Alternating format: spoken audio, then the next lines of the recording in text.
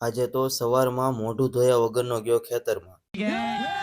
તો સ્વાગત છે કલેજાઓ તમારું મારા બ્લોગમાં. તો મસ્ત મજાની સવાર થઈ ગઈ હતી અને આપણે આવી ગયા હતા ખેતરમાં, કેમ કે આપણે આજે તલ અને જાહેરમાં કરવાનું હતું પાણી ચાલુ. પછી તો હું આવી ગયો ઘરે અને ત્યાં મારા મમ્મી કે મને પણ વિડીયોમાં લે, હું પણ એક સેલિબ્રિટી છું. અચ્છા, આને શું કહેવાય કોમેન્ટ કરી દો. અને પછી તો મોટર શરૂ કરી. ઓ ભાઈ, જાજુ નહીં બોલું, પણ ઘણાને એવું હતું કે હવે એકચ્યુઅલી પૂરું થઈ ગયું. પછી તો હું ને રામ બાપુ નીકળી ગયા ગામ નો ગણવદર અને અમારું હેલિકોપ્ટર નાખ્યું સોતા ગેરમાં. આવો મારો ભાઈ આવ્યો ભાઈ.